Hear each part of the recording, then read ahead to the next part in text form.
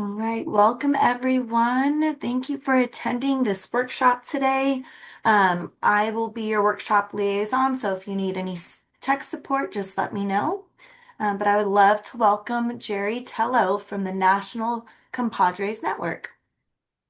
Thank you. Can we go to full screen just for a moment, please? Yeah. And if you're willing to share your screen, that would be good. It's often helpful just to see who's on the call. But I want to just first of all just thank you for choosing to spend a little bit of time here today. My name is Jerry Tello.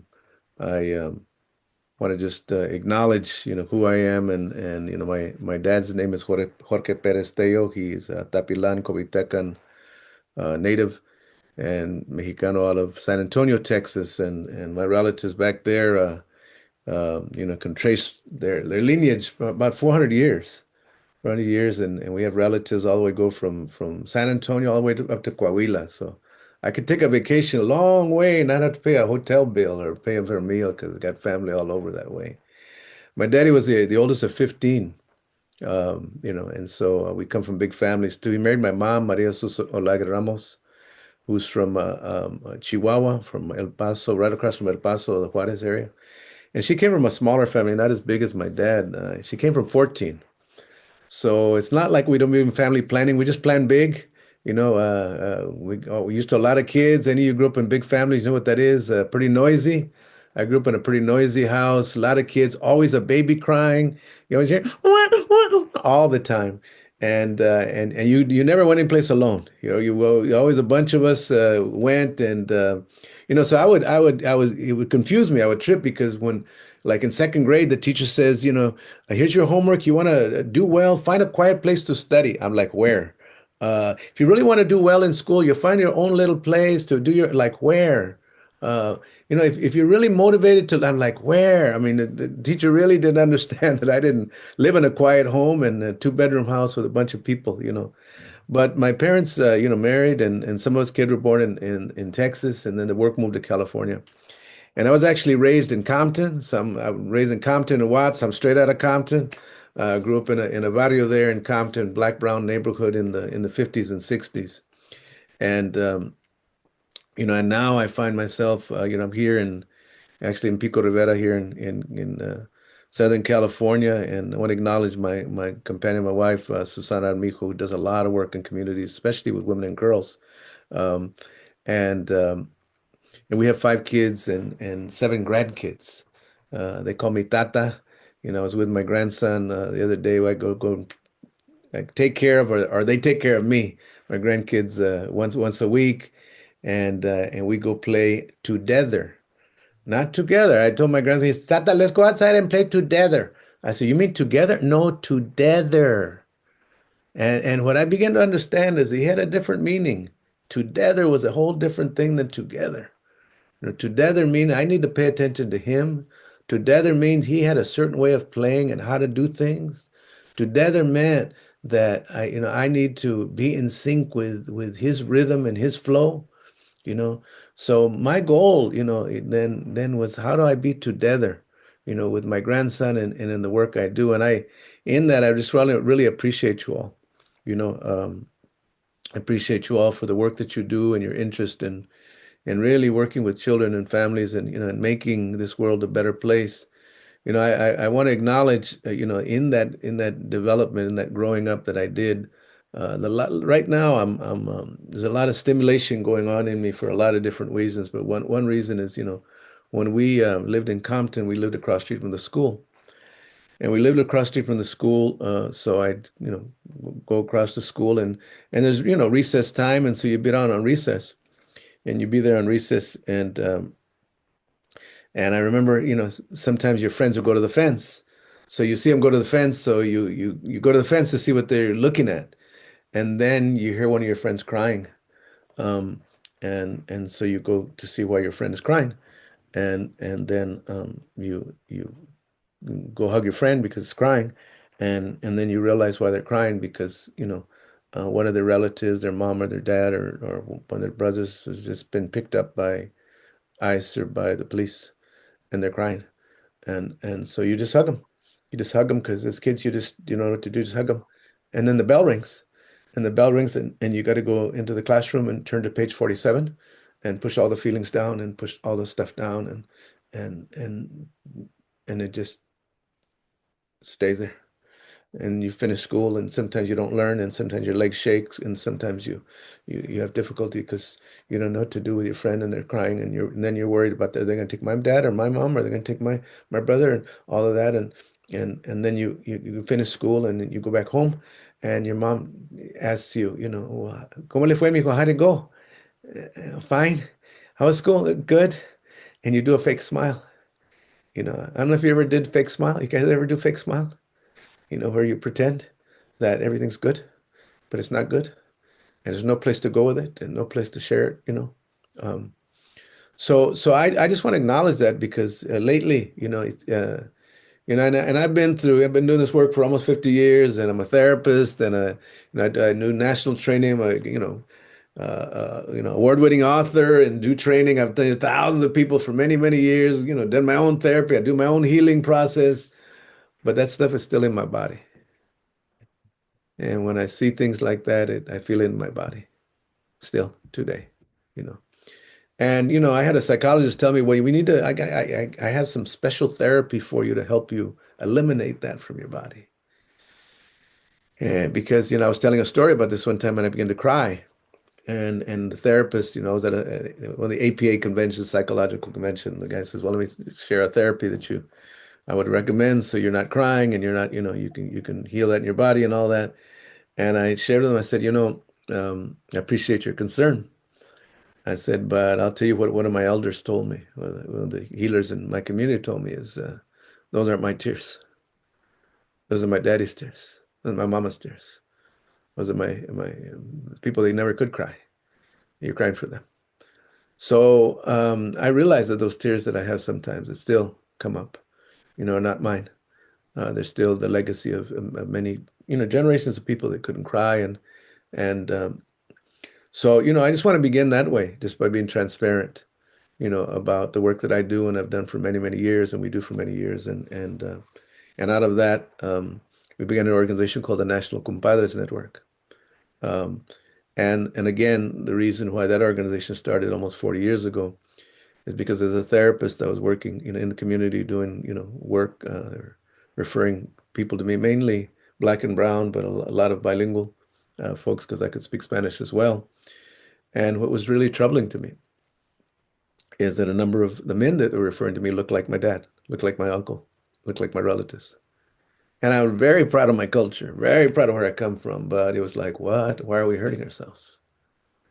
Why do we, hurt other people that way? And then what's offered to those people that are hurting at that time, there was very little treatment for them or their children that was in their language, in their culture, that they understood in any way.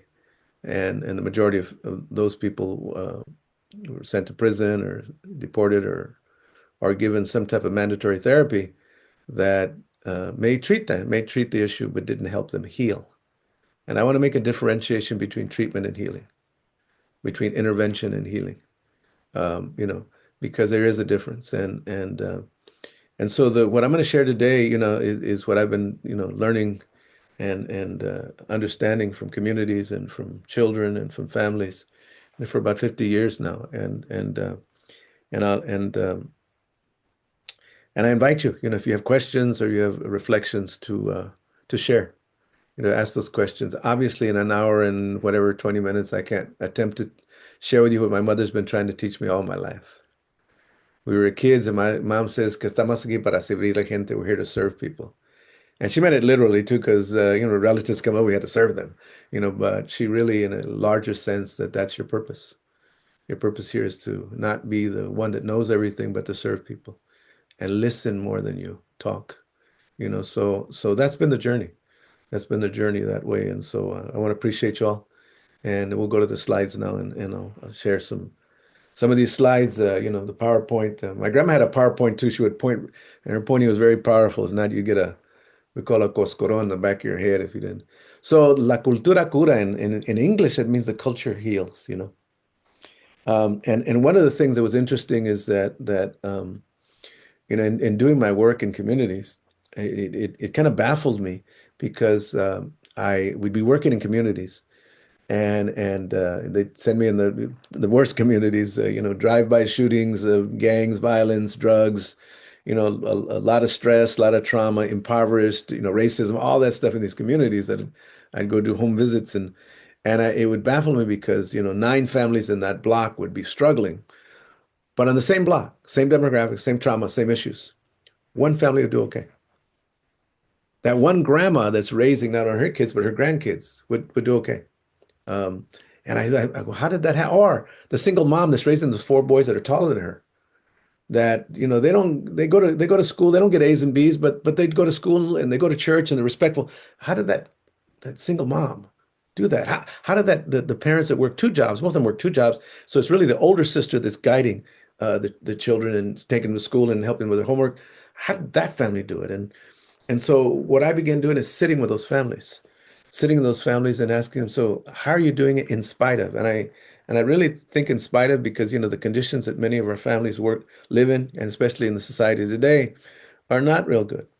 They're not healthy and sometimes very painful and a lot of fear-based stuff going on in families. We're seeing younger kids with anxiety disorders and sadness and trauma, and then enacting that trauma will become adolescents on other people. And then the adults and families sometimes will reenact that too. So it baffled me that in spite of all these things, these families were able to raise kids in a good way. Let's go to the next slide, please.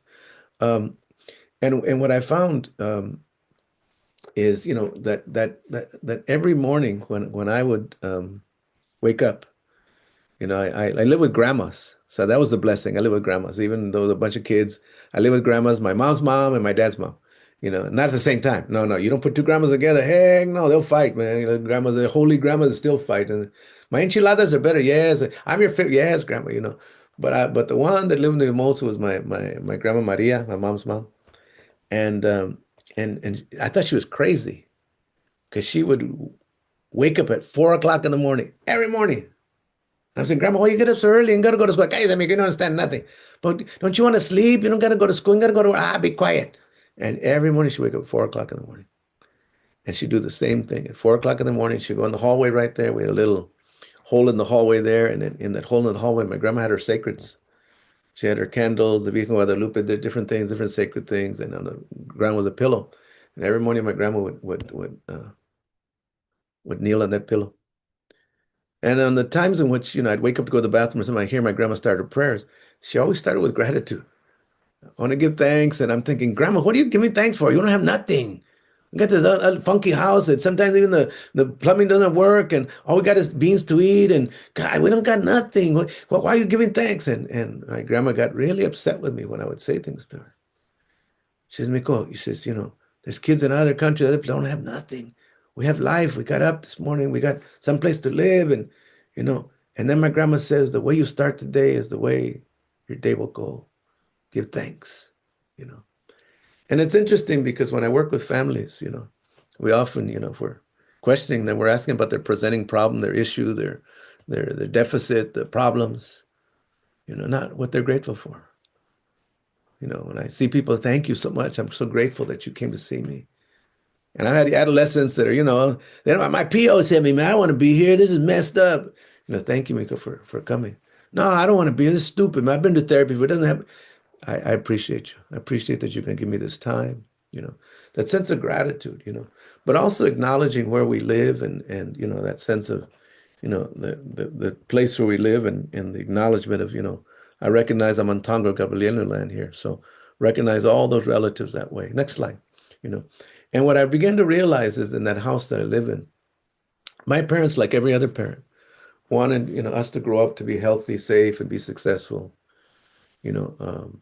And then some families struggle and they bring children to us to help them, to teach them, to support them in this journey. What do we do with them? Where do we guide them? How do we frame their problem? What do we say are the issues and how do we align ourselves with them? And it was interesting because when I went to school to become a therapist, they gave me all the specific you know, theories and theoretical formulations and how to interview and everything. And I was supposed to diagnose and you know, dissect and then give advice. I was 23, and at 23, I could write a letter to a judge and say, take these kids away from that mother. At 23, I could say, lock this guy up. I could say, I recommend medication for these kids because this kid can't sit still. And it must be, you know, now ADHD, whatever that is. This mother's unfit because she doesn't speak the language and she doesn't know the system. And, you know, I mean, I had the ability to do that without even knowing who they are, without even understanding, you know, where they've come from. Next slide. And so, you know, they bring, they come with blessings and they also come with challenges, you know. And I mark these two because often, you know, we don't really accentuate the blessings.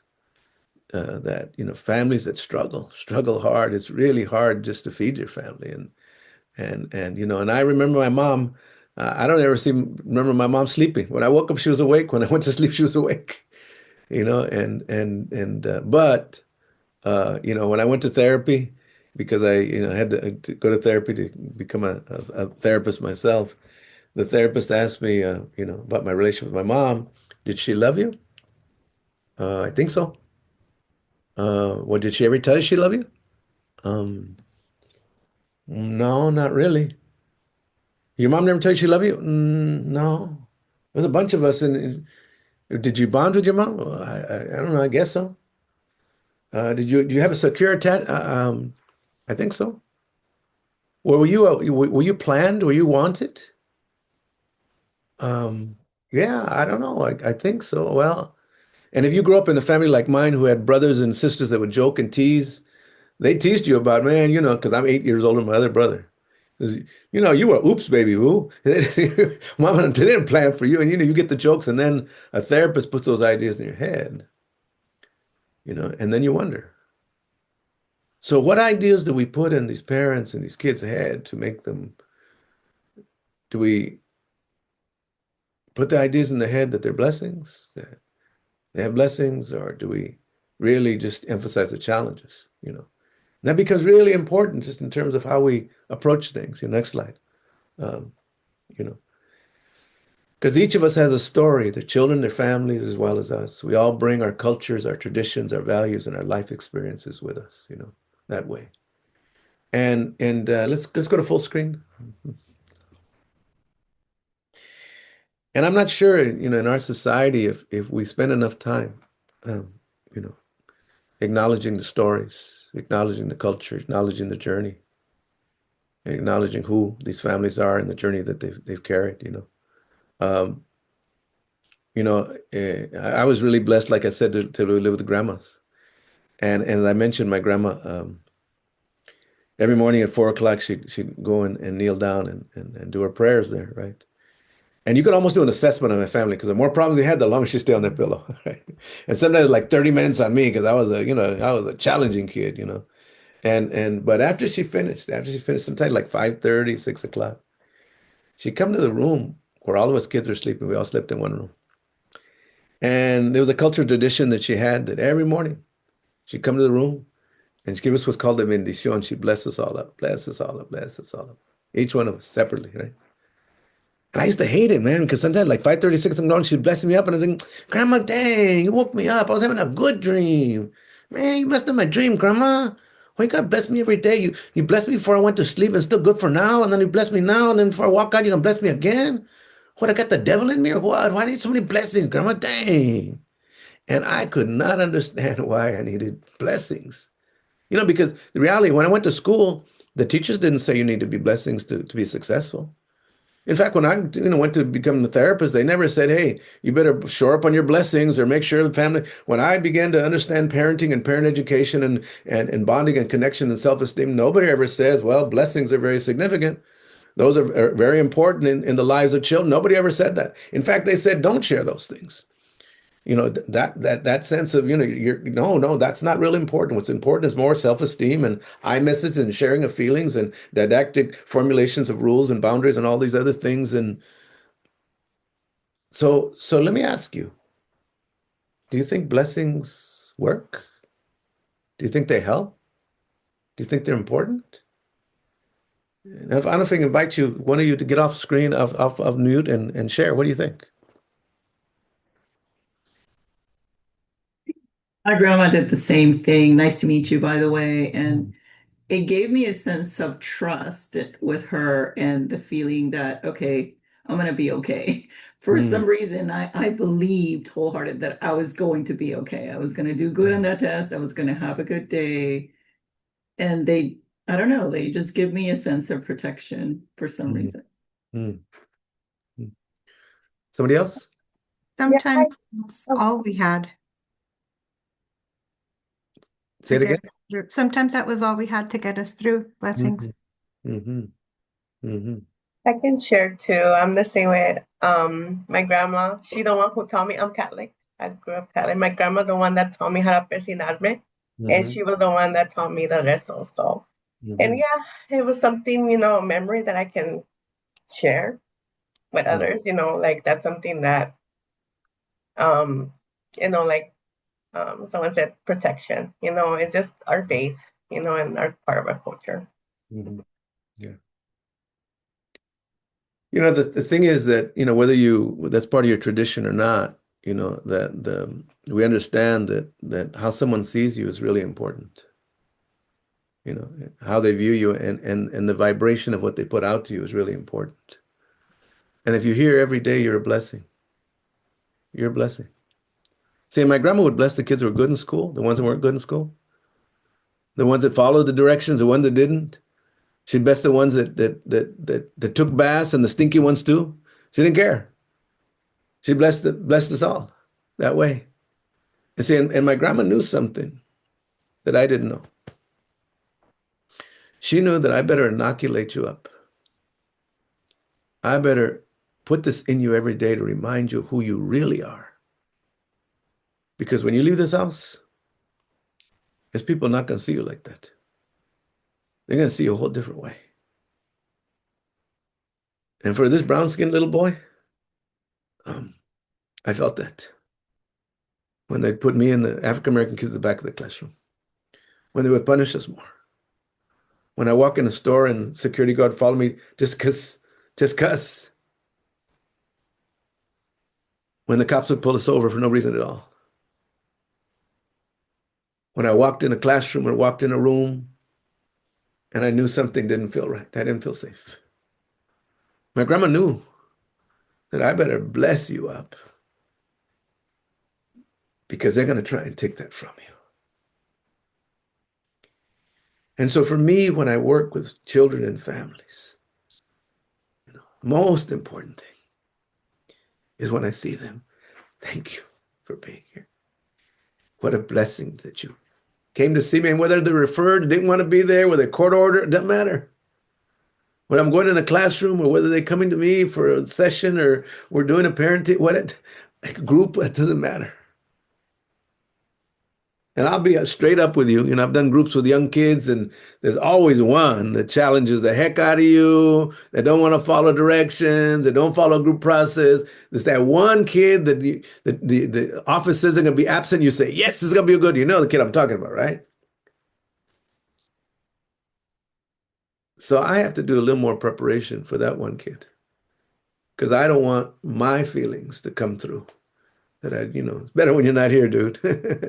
I want him to feel like, you know what, this is not your issue, that's my issue.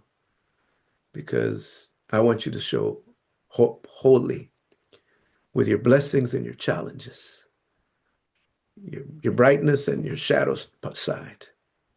How do I embrace all of you that way? Right. And it's interesting because, I told you I grew up in Compton. So I grew up multiculturally, and my best friend Tyrone Mosley, he was we used to play all the time, and especially on Saturdays. The dude was slick, man. He come over Saturday right before lunch, right before lunch, And he bring us, Jerry, you want to play, man? You want to play? I got a new car. Fool, you just come over because my grandma makes lunch. You just want to eat, fool. No, no, no. No, can you play? Can we go and play with these cars, dude? No, man, you just want to eat. You know my grandma makes good lunches, good stuff. No, man, come on, let's just play. And then my grandma would come out, pues, ¿quién quiere comer? Tyrone raised his hand like that. I don't know where he learned Spanish from, but then he raised his hand. And my grandma says, pásale, mijo, which means, come in, my son. And my grandma called him my son, too. My grandma didn't speak English. Tyrone understands Spanish, but I bet you Tyrone felt the blessing because she welcomed him in, she fed him, blessed him up. And the same thing would happen when I go to his house because I go pick him up for school every morning. And his grandma was there too, but that's where the cultural difference came in. He didn't have a little grandma, he had a big grandma. And Miss Mosley used to sit on that porch. And when I go pick up Tyrone, good morning, Miss Mosley. Oh, good morning, baby. Come here, baby. Come here. Come here, child. Come here, baby. Bless you, child. Bless you, baby. I'm praying for you. You know what, baby? I can feel the spirit in you. I can tell you're gonna do good for somebody someday. I can tell. Ooh, you got this spirit in you, man. You got something in you. You're gonna be powerful. Long you pay attention, do good. You're gonna do good for others, baby. Now you act right. You make Miss Mosley proud. Okay. Look, I made some cookies last night. Go get a cookie of that shelf. Get a cookie because I know you're gonna do good. You know.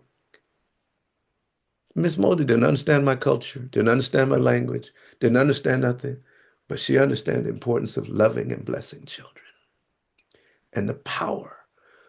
And children can feel when you accept them wholly with all their blessing stuff and all their junk stuff too, with their attitude, you know. And what I realized in doing this work, because after working in communities for many years, I began doing research, not in my culture, but other cultures and other communities, and how the in spite ofs, I call them in spite ofs, those that grew up in tremendous struggle, in spite of that did good, in spite of that did well. And what I found is that there's some fundamental teachings, some fundamental values that didn't just happen now, that ancestrally cultures for generations have been raising kids this way. It's not that Western society said, let me teach you parents. No, no. Folks know how to raise kids.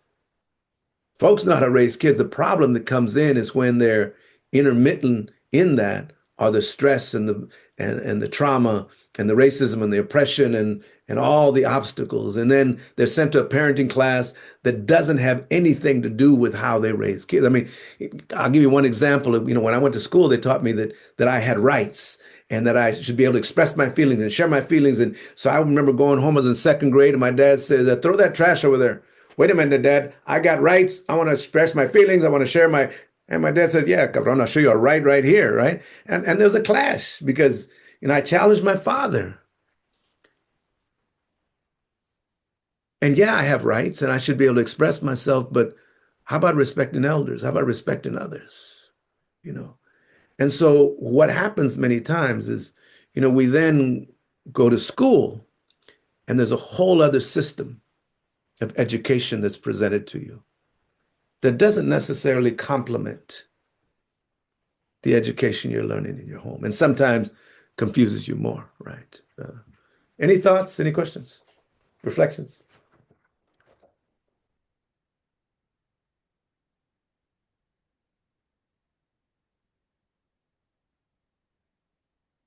Nobody?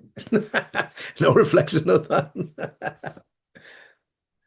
I could say something. I Yeah. think, historically, we always approach deficit-based uh, Mm, engagement with children and families. And so what you're talking about is really looking at a strength-based. All of us bring some positives that we can build on. And I think things are changing in some of the programs, but that culture, those strengths hasn't really been valued in the past. And so and this federal administration, is mm, taking a step back and making it harder for those of us that believe that we should be building and respecting people's cultures and faiths, and using that to create a better society. We've taken a step backward. yeah. And I would even just categorize respecting people, because when you put it in culture and like, then it becomes, ethnic cultural, but the reality is, who are we serving? And what is our goal? Is our goal to strengthen their base, or is it to indoctrinate them in another base? And what I realize is that, I think if more kids had blessings, I'm saying, you want to change schools? Give me some grandmas, put them in every classroom, and the grandmas, all they got to do is bless up kids and give them some food. And I think the kids would all be better. I bet kids will show up probably more, and be happier, right? I think that'd be a wonderful thing, right? But because they don't have degrees or credentials or, anything like that, we're not going to do that. And that's not something we see as valuable. But to me, if we're talking about um, really regrounding our kids in what humanity is, if what living is, and building resilience. You see, my dad did it a different way because we would go visit relatives. And by the way, we didn't visit strangers, right? We only visit relatives. And I tripped this teacher out when I told me to draw my family. I drew six grandmothers. How do you have six grandmas? I don't know. I just call them all Nana. They say my grandma, so And anybody my parents say is my uncle and my aunt. Any of mine is my cousin.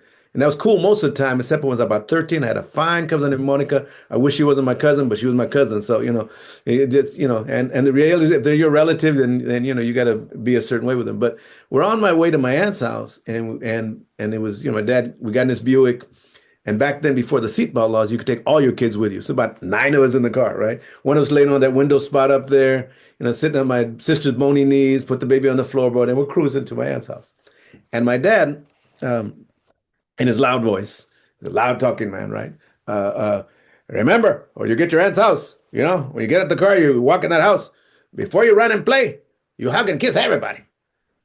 And we used to hate it, man. It took half an hour to get in the door. Hey, man, and I didn't even like some of those relatives, but the rule was you had to acknowledge everybody, you know. Didn't have to kiss them, but at least say hello. And what I didn't understand what my dad was doing is teaching me about that first lesson of acknowledgement. I see you. I see you. I see you. I work in schools and I see teachers come in classrooms and they walk in the classroom. Can you turn to page 47, please? Not hello, not good morning, not how was your day, not any type of assessment of seeing a kid that you can know is really tired. There was a shooting in the community. No consideration of that ICE just came over here, this community, they're very afraid. And no, turn to page 40. We gotta follow this curriculum. And what my daddy was trying to teach me is before anything, connect, acknowledge who you're with. Acknowledge in that way. And so, the aspect of acknowledgement and being wanted in a place, in a space, is so significant. And it follows you through life, right? So that these teachings of how we build connection, with the families that we're working with, because it is within that connection, it becomes the funnel or the conduit by which they receive or don't receive. Because you can have people come to parenting classes, you can have them come to all kinds of classes, and they can show up either court mandated or maybe they get some away from the house, or maybe you're serving pizza, whatever. They can show up. It doesn't mean they take it in. And even if they take it in, it doesn't mean that they can integrate it in their family. If it doesn't coincide with the culture and the values, and let me just differentiate culture and values that are positive, because there's culture and values that are not positive too, right? Violence is not part of anybody's culture. Abuse, whether it's domestic violence, child abuse, sexual, none of that is part of anybody's culture. That's a part of repression and colonization and repressed ways that have been integrated. So I'm not talking about that part of culture, because that part of culture is a false culture, is a wounded culture. It's a traumatized part of the culture that we need to heal and eliminate. But I'm talking about the ones that really validate, first of all, the acknowledgement and the sacred purpose of every child. Now let me talk a little bit about that sacred purpose. My oldest brother, George, he was my oldest brother, oldest child in our family. And his role in our family was he was the translator. He was a translator of reality for my parents. You'd have to go with them to translate, to pay bills, to score at school. He was a translator, and he relays, to me even today. We've had conversations that he didn't translate everything because in his encounters with people, they said racist things about my parents. And my mama said, "Well, ¿qué está diciendo la gente? Nada, man, just pay the bill." But she said something. No, no, mom, no, no, don't. And my brother didn't translate the ugly racist things. Where did those things go? They went inside of him. And where did they stay? They went inside of him. You know. At the same time, he was the protector. And so anyone who wanted to bully us, all younger brothers and sisters, my brother would he'd be the fighter. Ain't nobody messing with us. And so he had to strengthen up. He was fighting for everybody. And then you take it home. And when my dad lost his job and he began drinking and stuff like that, and then became, and my dad was good when he wasn't drinking. When he drank, he shifted. And when he drank and then was stressed because he didn't have work, and my mom would get on him, my dad would get angry and mean, and sometimes would get forceful to my mom, and my brother would step in there too. You ain't hitting mom. So my brother was the protector. He was a stabilizer. He was a translator. And after a while, when that became too much for him, he'd hang out in the streets with the other kids that were the wound carriers in the family. And he ended up getting locked up. But it wasn't because my brother was bad, because my brother, a year older than him, is a lawyer. My sister did well, and I want to become a therapist. And, and what I realized is my brother carried all the pain in our family. He was a designated pain carrier. He was also the truth teller. So let me ask, how many of you are truth tellers? You're a truth teller. People don't like truth tellers. They don't like truth tellers. You get in trouble being a truth teller. My brother was a truth teller. He'd tell the cops, that's not fair. That's not, oh, don't, shh, He'd tell the teacher, no, why are you always calling on them? Not, oh, no. Many of the kids that struggle are truth tellers. And they tell the truth with their words, or they tell the truth with their behavior.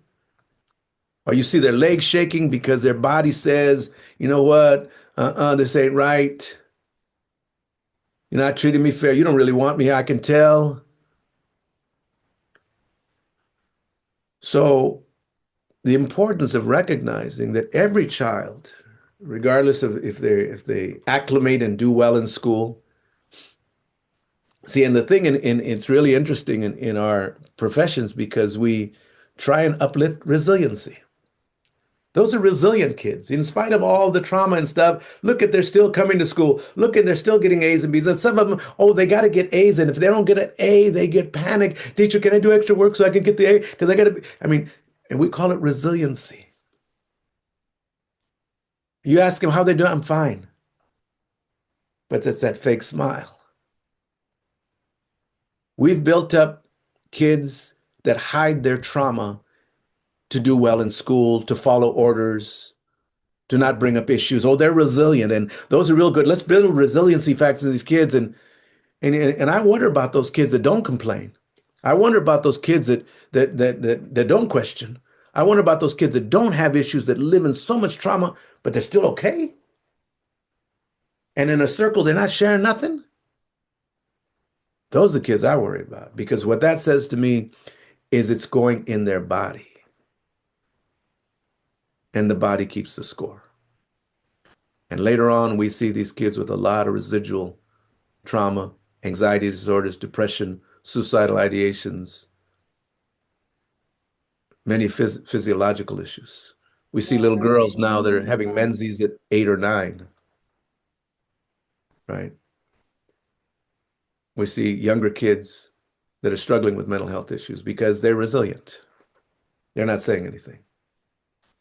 So what's really important is to recognize that what got me through and what gets a lot of us through, if we can really work on this and build this, is the things that my family helped me with in terms of my culture. The blessings, but also the traditions, but also being together. And then finally, What we didn't have is a place to go when we were hurting. We were afraid to go any place because we knew what happened with kids, especially kids of color. They complain, they take you away. They take you away or take your mom away or take your daddy away. So we were told, don't share nothing. Whatever happens is how you stay, it stays in this house. And then you end up in foster care saying it's better. And we now know foster care not necessarily better. Even though there's abuse going on in the home, sometimes in those systems, foster care and other, I worked for any unit, LA, no McLaren Hall. McLaren Hall years ago was a place where they would put kids as more safer. And now we found out this tremendous amount of sexual abuse that went on in those places. Mamas knew, grandmas knew, don't take my kids away. But systematically we justify and say it's safer. So we become the conduits then of where people go for health and healing, and are there safe places where the children can go, where our families can go, that are really not just about intervention, not just about treatment, because even in treatment, we tend to diagnose and medicate Black and brown boys 10 times as much as we do as others. So we become very important in terms of how we see all of this, right? Let me stop here. I'm sharing a lot. Some maybe be controversial stuff for sharing with you all, but I just want to get a feel of what you're feeling and what you're thinking. Any questions? You know what, I really like the fact that you are talking about traditions and la cultura and the beliefs and things like that, because these are all, no matter what level of education you have, you're able to express yourself that way. Mm, My parents never finished school, always told us that, always wanted us to go to school, get our education. But what they had was they had the power of storytelling, and I've mm, always valued that more than mm, anything else. So sitting around the table, whether it's through dinner or at an event or a gathering or whatever, there was always the power of storytelling. mm, And it's something that I've learned to harness over the years. It's something that I was teaching a lot of the kids that I used to work with in after school programs. And it also served as an outlet, and it served as a safe space to be able to express yourself, whether you were not able to do it in front of people, felt nervous about it, had anxiety. You always had a way of being able to express yourself, whether through it's your art or through writing.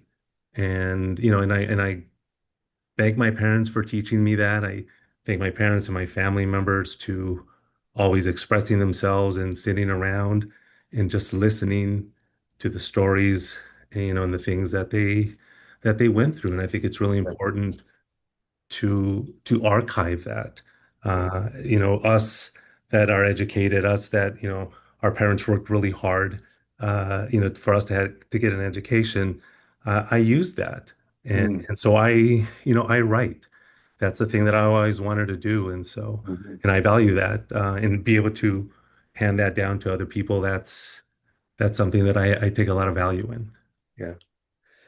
Thank you, Lisa. I Yeah. appreciate you sharing that. I mean, that's why I write too. I'm a children's book author, and I have, a series of children's books and CDs and all kinds of stuff, with the because what we find is that through that story, there's a lot of teachings, there's a lot of healing that can go on, there's a lot of reflection can go on.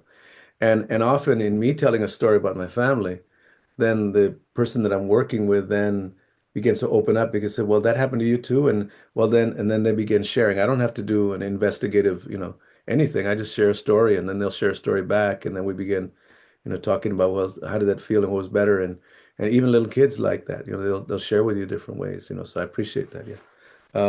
Yeah. Who else? Somebody else raised their hand. Who got your hand raised?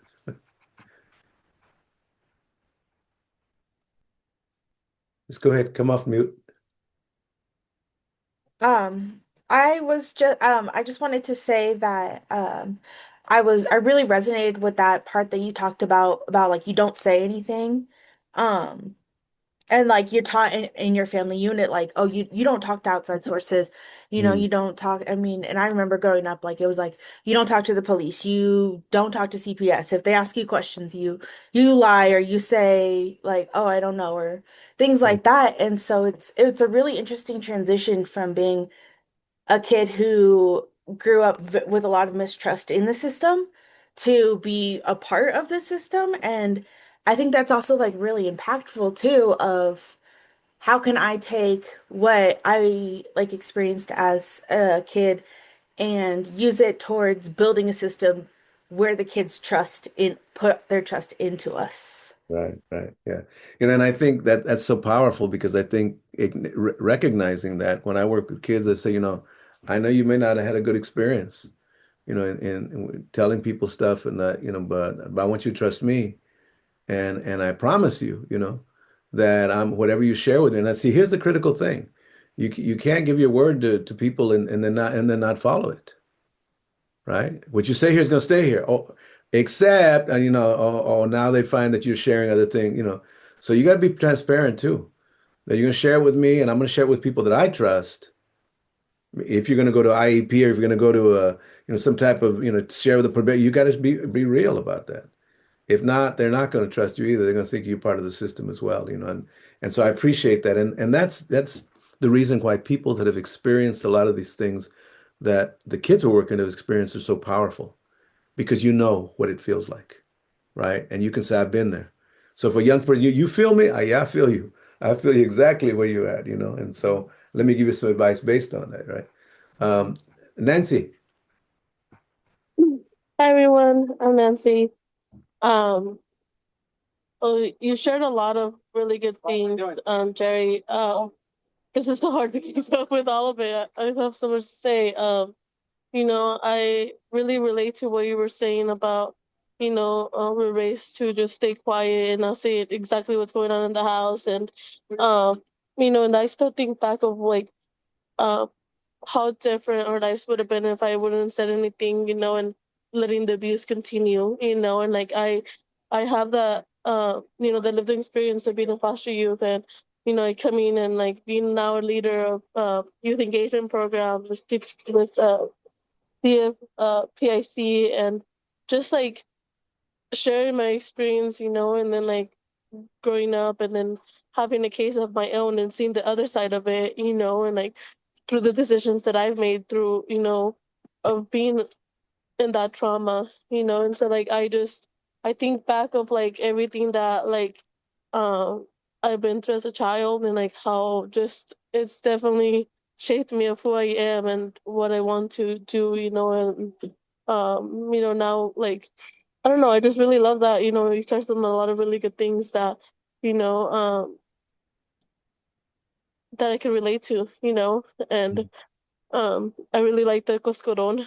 It's like that's definitely like what my grandma would say, like we lived with my grandma for a little bit and like you couldn't like go in a place where you did not greet your elders first, you couldn't get out the table without, you know, getting permission from them, like I think back like that brought so many memories, and yeah, I don't know, I'm just I'm grateful got to hear, most of your story. It came in a little late, but I'm glad that you shared and thank you for your vulnerability and just being here and all the things that you do in our community. So that's all thank I you. got. Thanks. No, I appreciate you. Thank you so much. Again, families have their own ways, and there's many of us that have taken those cultural ways and they become part of our healing, part of our whole cultural ways. And other people, and in my own family and in my own extended family, I had people that would, use different parts of the cultures in different way. And then some of us, now,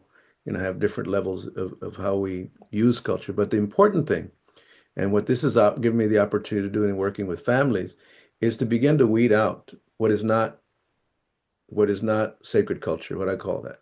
So for instance, when we grew up, any type of party, I don't care what it was. I don't care if it was a baby shower, you had 3 kegs of beer and drinking and all that stuff. That's not culture. That's not true culture. That's something that was brought in, right? And so when I talk with families about that, I said, well, is that alcohol necessary? Because that was not part of our true aspect of celebration, especially for children.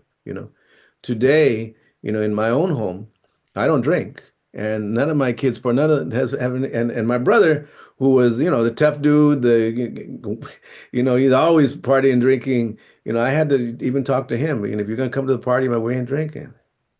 Well, why you gotta be like that? Well, now that you're educated, you think you're all that. No, no, no, no. Let me just share. Because I remember when I grew up and I would hear that beer popping, that I didn't know what was gonna happen, man. Because sometimes it'd be good and sometimes it'd be fight and stuff like that. And I don't want my kids to feel that. So if you do me a favor, I know you're my older brother, and I want you here. But for these 4 hours that we're here, can we not drink? And it was interesting, and even talk to my own brother about that. He says, yeah, Jerry, no, it's no problem. Now that I understand, I got it. Just give me a soda then. Cool. And so it's not that culture is all that, but it is when you have to filter out, the patriarchal, misogynistic, colonized ways of culture to maintain those parts of culture and then integrate, those things are really important, and I think that's part of the challenge of how we do that by we respecting all people's culture in their different ways. Brother Tino, you had your hand up.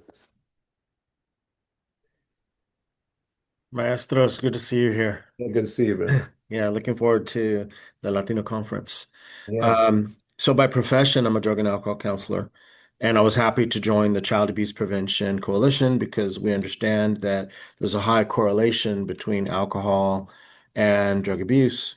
Mhm. And being that most child abuse and neglect is connected to alcohol and drug abuse, then I knew that we could have a hand in turning that around by bringing in the prevention, the education, and the treatment. So that's the main reason I'm here. But I'd also like to thank you because there's some things that I'm not going to go into now, but just thank you because you've given me language and a framework to address some things that are not only going on in our communities professionally, but also of course, in our homes, but even right now, I'm just going to say thank you. Mm. It will help me to address my community Yeah. on the importance of us keeping our word to stand against violence in all of its forms. And so whether they did it because they were under the influence of alcohol or drugs, or because hurt people, but that we stand against all violence, verbal, physical, emotional, sexual, mental, verbal, etc. And Yeah. so, gracias. Yeah, thank you. Thank you. Yeah. And I mean, right now it's a real difficult time because there's some news coming out, about some very profound leader. And we're all struggling with that too. That's the reality though. The reality is that in this very patriarchal society, there's a lot of wounds and we have to recognize those too. And as you said, stand up and voice against them, but then stand on the side of healing. How do we heal so that next generation is better that way? So let's go back to I want to go back to the slides because there are a few things I want to cover as we move forward. And, uh, so let's go to the next slide, please. Yeah. Yeah. We recognize this sense of childhood, and not everybody's childhood is the same as everybody else's, right? So child development is not child development is not child development, and I tripped out when I studied child development. They told me ages, stages of development, and Erickson. I'm saying, man, I wasn't raised like that. They individuate kids. We didn't individuate kids. We didn't put them separately. Everybody slept together, and so it was really trippy. The what was considered normalized child development, right? And what we don't normalize in child development is the reality of what people grow up with. But these four teachings right here, there's four teachings that I've been referring to, that in childhood, that those families that did well in spite of everything, there's four teachings, four, if you will, values, four practices that are really, really important. They're like the root of a tree. So if it's rooted well in childhood, then in adolescence, you're going to do better. You'll be a better parent. And then as an elder, you can be that blessing grandma. By the way, I had my other grandma too, the mean grandma, but and I understood later that my mean grandma had been through a lot of stuff. But it's really in that childhood. And sometimes you get through childhood and you don't get these teachings, and we see teenagers that don't have them. So part of it is healing them so we can reroot them in these true teachings of who they are and what they're about. And some even for parents. Parents have grown up in trauma and grown up in a difficult time, have been raised in really good values in that way. And so even as parents, we have to reroute them, right? And even now I'm working with elders that way to help heal them in that way. So I want to go to the next slide because these are very significant. The thing is that how do you learn? I want to show this slide, and I'm not going to go into this, but this is the Huehuetl Tlahtoli. It's a Nahuatl word, a native word, um, comes from our Mexica tradition. And this word is thousands of years old. There are books and books and books written about how do you raise children, how do you interact with each other, how do you heal, how do you take care. And out of that, we call it in English character development, right? But that word up there means the teachings of the elders, the teaching of the ancestors, how your grandmothers would really like us to be. And under that is a sense of character development. And under those are two values, cara y corazón, or face and heart, right? In every culture, there's these. So in our African rooted culture, instead of face and heart, it's will and intent. In our Asian culture, it's yin and yang. So there's a duality that is similar, right? And under them then are these four values, right? Dignity, respect, love, and trust. And I want to operationalize the next slide.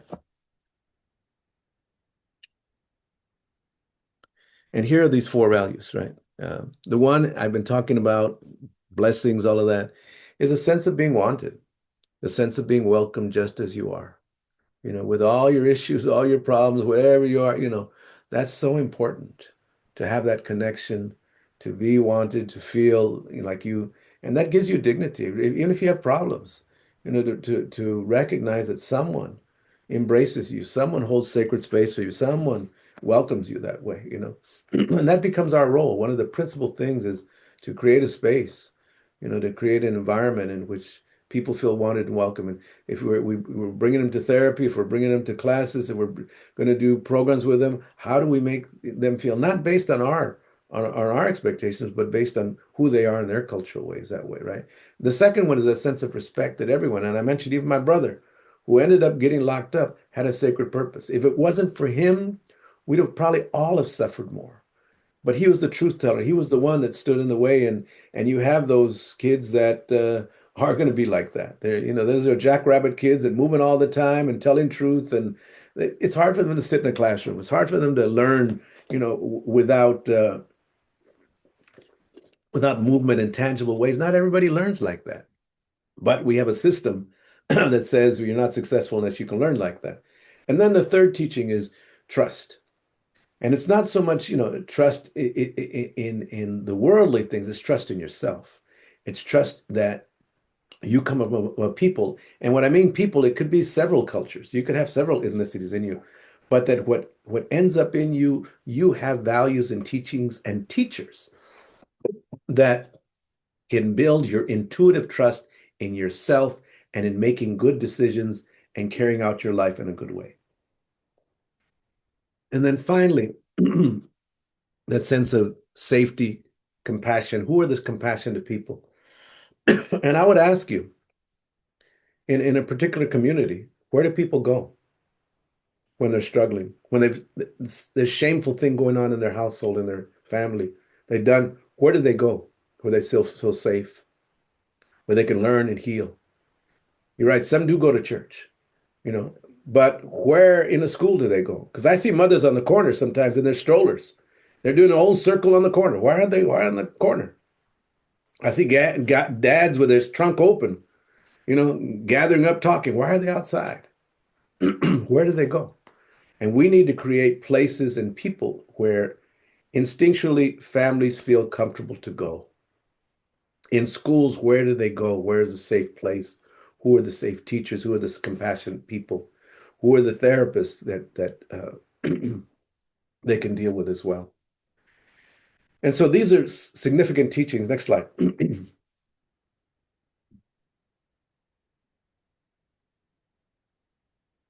The question becomes what's happened to our society where children, families, communities do not feel like a blessing, valued, safe, or have a safe place to heal and transform? Because that's not the priority, right? We don't put the funds and the support in all of this. Next slide. And what ends up happening is there ends up being two systems. So the Western educational system that tries to make people successful is based on a whole, basically, methodological system that is not based on emotional, spiritual development. It's based on physical and mental, a masculine framework of learning facts, learning figures, learning constructs, so you can get a credential. That gives you a hierarchical status, gives you power. That way you can, buy your material things, and that makes you successful. That's very different than what we're talking about in many families and many cultures. Yes, education, and every parent that I know, every person I know wants to be successful in education.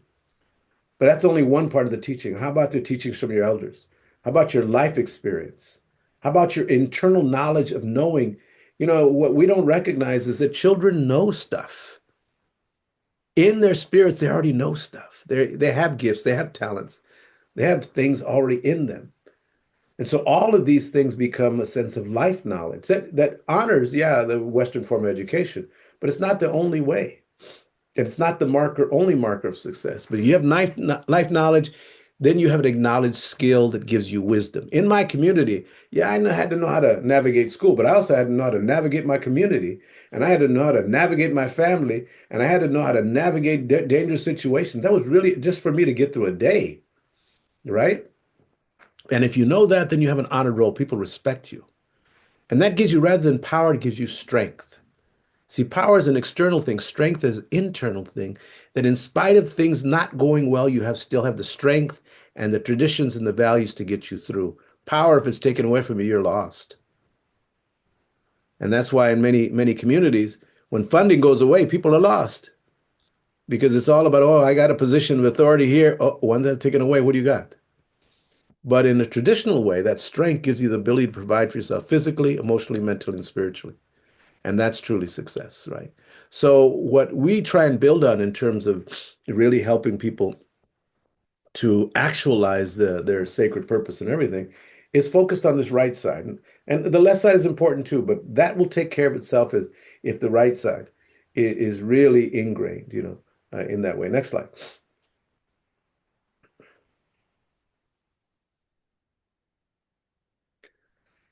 Here's the other thing that I just want to put in here. Generational healing is necessary. We carry our ancestors' tears.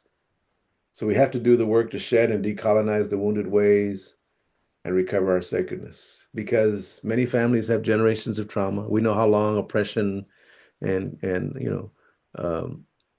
has gone on, how long racism has gone on, and now with epigenetics, we understand that if your great grandma was tortured or enslaved or beaten or raped or whatever, trauma that's not transformed will get transferred. Let me say it again, trauma not transformed will get transferred. And so we need to recognize that sometimes we are carrying, generations of trauma, generations of pain. And that also needs to be taken into consideration as we move through. Next slide. The generations of trauma are listed here. We don't have time to really talk about it too much, but it's there in our Native communities, in our African American communities, in our Latino, a lot of communities that still have residual effects of many of this. Next slide. And that gives us where a lot of people are at, scared. A lot of people afraid right now. In Spanish, call it susto, meaning frozen in your fear, right? And so it's important to recognize that it's not because people don't want to show up to meetings, not because people don't want to do so. They're afraid. People are afraid. And the reality is they're afraid. And even us service providers are afraid. Teachers are afraid. Child development people are afraid. Therapists are, we all have a sense of fear to some extent. And so we have to do our own healing, we have to be using our own practice as well to make sure that we don't get frozen in this fear. Next slide. And what ends up happening in the spirit bracing process, and by the way, this is a whole a whole week of a teaching, and I'm covering it an hour and a half. The first thing is many people are confused and begin to withdraw. And then we have a whole group that begin anger, and we see a lot of angry kids, a lot of angry families, and it turns into shame because they know they're angry, they know it's not right what's going on, but then they are made to feel ashamed for it. They're diagnosed for it. But no one helps you heal your shame. And the thing is, what do we do with kids that are angry? Put them to anger management. That's good. Let's put them in a restorative justice program, put them in anger management. That's fine, but it doesn't heal. managing your anger doesn't heal it, especially if it's system imposed. And then finally, the next one is hate. The hate and blame, where we begin to hate and blame and who's at fault for this. But if nobody helps you with that hate, then it turns to self-hate. And the self-sabotaging behavior, the drug abuse, the sexual abuse, the domestic violence, the gang violence, all of those things that are really self-hating behaviors. And if that's not resolved, it then turns into addictions and reactive behaviors of rage. Next slide. The mental health issues that come from that, the depression, the anxiety disorders, impulsive reactive, self-sabotaging, the suicidal ideations, all those things that then we confront and the child abuse and domestic violence are very, very symptomatic of all of these things. They're very, very symptomatic of all these things that way. Next slide. So let's get to the transformational learning and healing, and I want to come back to the rudimentary things. And again, if you ever attend any one of my seminars or come to any of the trainings that I'm doing, I can explicitly go through these things more with the whole assessment, symptomatology process. What do you do with them? Not only from a therapeutic intervention point of view, but just in terms of at the National Compadres Network, we have a curriculum for rites of passage for young men called Joven Noble, for young girls called Girasol. We have a parenting and family strengthening called Cari Corazon. We have things for fathers and mothers and teens, and then the whole aspect of how do you hold circles, how do you do grieving circles, how do you do healing circles, how do you do motivationals? I mean, all these things that we can offer training in that in an hour and a half I can't explain. But I want to give you the framework at least, so that transformational learning and healing, we call that Cultura Cura. Next slide. First is understanding that all people have generations of medicine, teachings, values, traditions in our sacred culture, in our songs, in our rituals, in our foods that are within our physical, emotional, mental, and spiritual DNA that gives us the ability to heal, grow, and share. And I'll just as a kind of little tidbit, and if you think about, what were those comforting foods that you grew up with? What foods that you had when you were young that bring comfort. Even today, you think about it. Some people say, well, tortillas. Tortillas for me were very comforting, but at the same time, mac and cheese was, and even when I just think about those,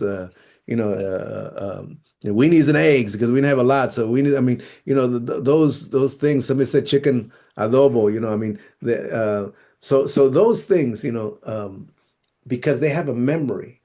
And they have memory of family, they have memory of connectedness, they have memory. And so culture can bring those connected things, but also music and songs and traditions and values and rituals. And some, even take it a little bit further in terms of, dance and music and the music of your culture that reverberates in a certain way, that becomes very, very healing, that we often don't think about using or integrating in the work that we do. Next slide. So indigenous health and healing, it's connected to our relations and experience. The systems or stressors either support or create imbalance in our lives. So we working in systems and we can either help or we can hurt. Either we're going to use those things that families come with, the resiliency things that they come with, the traditions, values, culture, or we don't invite them to bring those. And we introduce them to a whole other way, which may not be helpful to them. It may just bring more stress. We can categorize them, we can diagnose them, which is not necessarily helpful, And I'm not saying that sometimes you don't need to diagnose and you don't need medication, but those are not what's going to heal. That may help you with the symptoms and with the behavior at the time, but that should not be the end goal that way. Next slide. So here is the 4 steps of healing. And again, there's a whole seminar just on this. The 4th stage is acknowledgement. And you've heard me say acknowledgement a whole number of times today. One of the most difficult things for many people that struggle is to acknowledge what they're struggling with, to acknowledge, what's going on in their life, to acknowledge, and not only the struggles, but the blessings.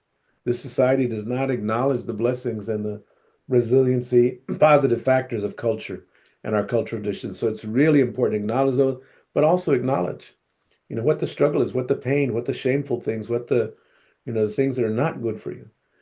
You do that, then you can begin an understanding of the complexity of, who this person is, this family, this young person, whoever it is.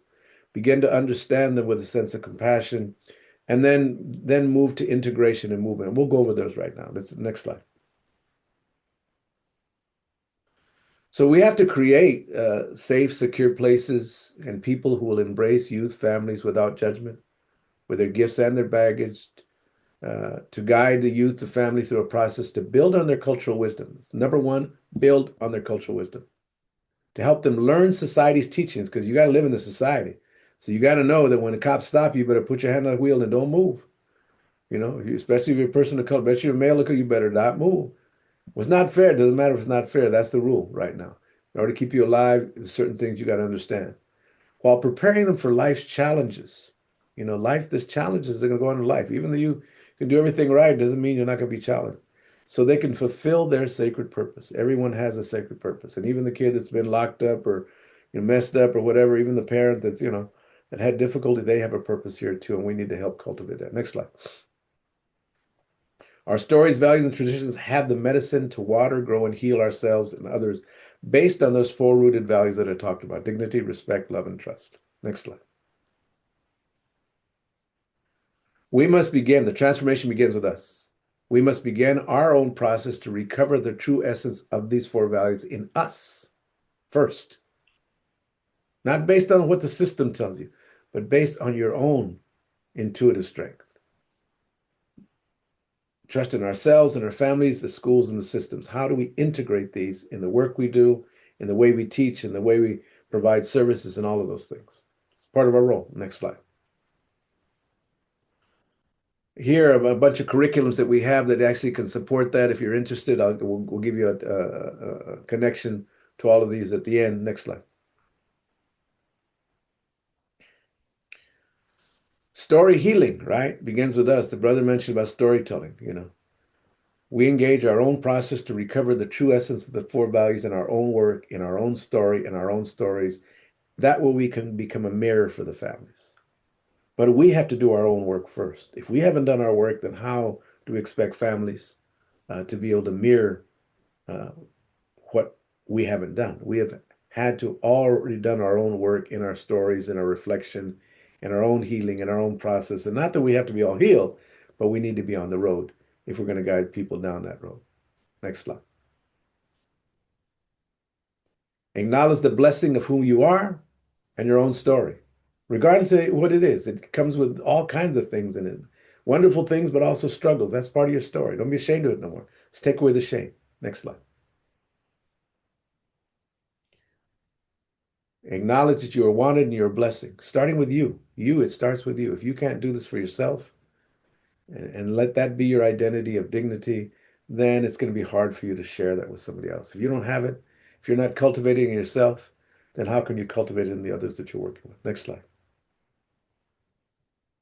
Respect the importance of the gifts you bring to the children and to the work. Some of you are musicians, some of you are poets, some of you are very good at organizing things, and some of you have a spirit that can share different things. Acknowledge your gifts and work on those. Integrate those in the work that you do. Don't just follow the systemic curriculum and the pedagogy and all of those. Follow your spirit. You have gifts that have been given to you by your people, your traditions. Integrate those, utilize those, build on those, respect those. Next slide. Love yourself by making your self-care a priority. It's really hard. This work is really hard, especially in these days. You got to take care of yourself, right? Love yourself. And because I don't trust nobody that don't love themselves. If they're going to love me, I don't think they're going to love me and they can't love themselves. So you got to love yourself too. You got to allocate and focus time to really take care of yourself and deal with your own wounds, but also, love yourself up so that you can heal and grow that sense of love in yourself. Next slide. Surround yourself with people you can trust and can support you in your life and your work. If you look on your contact list on your phone, You can identify. There's about 4 or 5 haters on that contact list. They call you, man. They'll be hating on stuff. They'll be talking junk. I mean, you know you're gonna be on the phone for 30 minutes. You're not gonna say a word. They're just gonna rant you. Sometimes we gotta be in relations with folks like that, but limit it. My mom would say, "Dime con qué nadas de quién eres," right? Tell me who you hang out with. I'll tell you who you are. Surround yourself with people that reinforce the values that you want to give to children and you want to give to other people. The grass is greener on the other side where you water it. Water those things. Next slide. So that every child can go and feel that they are wanted, they are a blessing, and that there are safe people and places to go to heal and fulfill their sacred purpose. That's why we do this. So every child can feel that. Where is that place? Yet you be that place. Let you be that one. Next slide. So what will you do now in yourself, in your family, in your work, in your community to promote these teachings? Think about it. Before you get off this Zoom, write down some things of what you're going to do. Because my dad would say, palabras sin acción no vale para nada. Meaning words without action don't mean nothing. What you going to do? Right? Next slide. Peace and healing starts one piece at a time. What is your peace? Whom will you bless today? Pick one person you're going to bless. You got to call them up and bless them up. Who will you forgive today? Let it go. It's not for them, it's for you. And who will you love today? Tell somebody you love them, right? Next slide. The Mayan saying, en la que tú eres mi otro yo, you're my other me. When you learn, we all learn. When you struggle, we all struggle. When you heal, we all heal. When you grow, we all grow. When you transform, we all transform. You are me, I am you, we are one, right? Important. Next slide. So here's the books I have, I've actually just released this week my 8th children's book. And then I have this book called Recovering Your Sacredness. Let's go to the next slide and we'll see that. So here's, if you want to take this down, the link and please follow me and on Instagram and all of that. My son will be really happy. I don't know about all this stuff, but my son does. So you make me better if you do this. So my son will be happy that. But if you want to check out the books, or there's videos all over the place as well, feel free to do that way. I also want to let you know we have a podcast called Healing Generations. You can go on any of the podcasts, Healing Generations. I do one once a month. We have other people. We have the mujeres that do one for women, one for the young people, and one for the middle aged as well. So anyway, we can help you there. That's the podcast right there. Yeah. The book, Recovering Your Sacredness. All right, let's go back to full screen. I think we're done. I think our time is there a time up? Yes, our time is up for a 15-minute break so that we can then move to the next session. Thank you all very, very much. Many blessings. Connect with me if there's anything else I can do. Check out National Compadres Network, go on my website, all that stuff. Blessings to all of you, and thank you so much for all that you do. Thank you. Gracias. Thank you. Thank you. Great speaker. Thank you. Thank you.